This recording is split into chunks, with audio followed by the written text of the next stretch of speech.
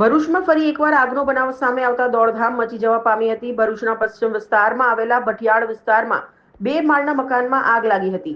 આગે જોતજોતામાં જ વિકરાળ સ્વરૂપ ધારણ કર્યું હતું. આગ લાગતા આજુબાજુ સ્થાનિકોમાં અફરાતફરીનો માહોલ સર્જાયો હતો. બનાવની જાણ કરાતા ભરૂચ નગર સેવા સદનના ફાયર ફાઇટરો ઘટના સ્થળે દોડી આવ્યા હતા, તો જીએનએફસીના ફાયર ફાઇટરની પણ મદદ લેવામાં આવી હતી.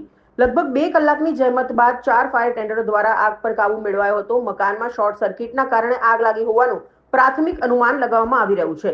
સદનસીબે આ બનાવમાં કોઈ જાનહાનિ થઈ ન હતી, પરંતુ સાંકડી ગલીઓના કારણે ફાયર વિભાગને ઘટના સ્થળ સુધી પહોંચવામાં મુશ્કેલી ઊભી થઈ હતી.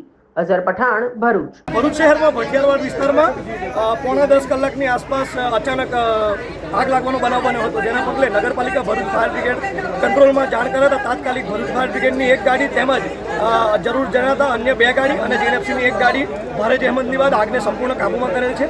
ઘટનાની જાણ ઉચ્ચ અધિકારીઓને થતાં હાલમાં મુખ્ય અધિકારી શ્રી પણ ઘટનાની ગંભીરતાને જોઈ ઘટના સ્થળ પર હાજર છે. તેમજ જરૂરિયાત જણાતા જીએનએફસીની એક અન્ય ફાયર ટેન્ડર પણ સ્ટેન્ડ બાય તરીકે બોલાવવામાં આવ્યું છે. હાલમાં કોઈ પણ પરિસ્થિતિમાં કોઈ પણ ઘટનામાં ઈજાના કે નુકસાનના કોઈ પણ અહેવાલ નથી. પરિસ્થિતિ હાલ સંપૂર્ણ કાબૂમાં છે.